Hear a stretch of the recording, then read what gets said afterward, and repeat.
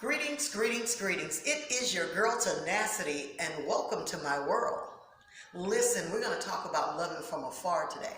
Now, what I'm doing is I'm taking you through a journey from being in a quiet place and just showing you how God started to change my life and bless me so that my world can actually heal your world.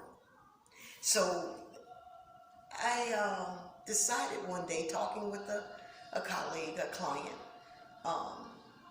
she had been online dating and that type of thing, and I was like, oh, that's not organic. I can't do that. So when she left, I started looking at where I was, and I said, well, okay, girl, nobody can come here. It's just you in business right now, so why not just to entertain yourself, just to have a male voice in your head? So before I started Skyping, I was chatting. I talked to people from all over the globe. And what I found out, it was a lot of healing that needs to take place out there. And I said, okay, well, no, we're going to keep going because I can't help him pick up his shattered pieces. I got to keep moving. So when I was about to give up, on August 2nd, which August is the 8th month, that's the month of the new beginning, I got an email and it said, can I please talk with you? And I said, okay, here we go again, just when I was about to give up. So I said, he said, can I Skype with you? I said, well, I really don't Skype with anybody. He said, I think you were waiting for me. And I said, now, who is that bold? Then I went back to read the profile again, and I said, oh my God, this is a Capricorn. Still didn't know that he was a day apart from me. And when it's done that way, when you've got a year, you've got years in between and a day apart, they call you soul twins. So inevitably, you will connect within this universe. So I said, okay, here we go. So he said, well, can I call you? I just want to hear your voice. So when he called me, I answered, and he said, oh my God, you have such a strong voice. Please let me Skype with you. S'il te plaît, please let me Skype with you. And I said, well, okay. So we talked, oh my God, we talked every day. Oh, whew. Sometimes on Sundays 2 or 3 times a day. It was almost as if our worlds had joined just on this system. I said, now this is crazy. I found myself going everywhere I was going. I was carrying my phone. Because I loved what he was feeding me. And I loved what I was giving to him. So we decided to make a pact that after that year had come, we needed to meet. And I was like, oh my God, I'm going to Africa. Didn't believe it. But in the place where I resided at that time, I couldn't really go then. I said, okay, well, let me just go and see. When I tell you, when I got to Africa and I met him face to face, I met he and my mother-in-law.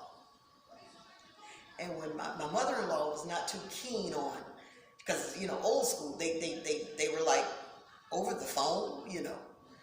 But then the app came alive and it came into Africa. That's what we usually say. And she said, wow, like you are really real. When I tell you I had not felt such a warmth in a long time. And you know, it's hard to impress your mother-in-law because you know I'm a mother-in-law now. So it's hard to impress your mother-in-law, but it took no effort. It was what I had been feeding him that she saw. And so I came, and that spoke volumes. The family, oh my God, the family. My family is huge. And I can't believe I can name basically all of my family members. So, you know, I said, God, this gotta be you in the midst of this. This has to be you.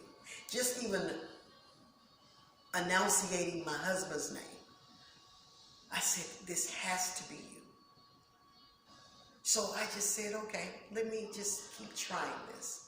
I got there, and when I tell you, everything that my husband told me he would do, he did. And he was not my husband at the time, but he was calling me his wife. So he told me, he said, this is the pack. You come for 90 days. If you are who you are, and I am who I am, I want you to be my wife because I don't want a girlfriend. It shocked me to no end because my late husband, these are the words that he said to me. And I said, how did this man know these words? I mean, verbatim, he knew the words. The words came out of his mouth. And I was like, oh my God. So, said nothing.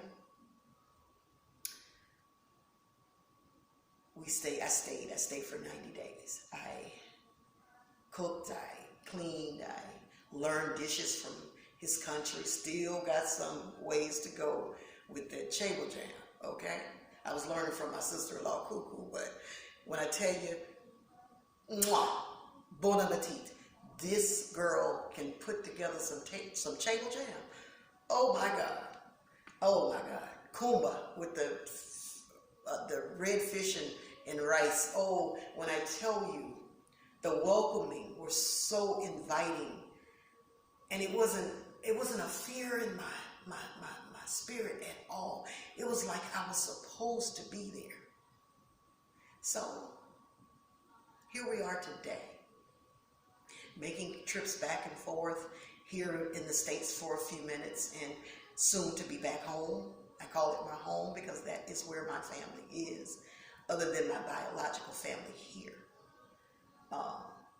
You know, because they say once you get married, you forsake all others and you follow your husband, your wife. And I really believe that God did this and said, okay, there's a need with the both of you. And from this union, you'll be able to grow.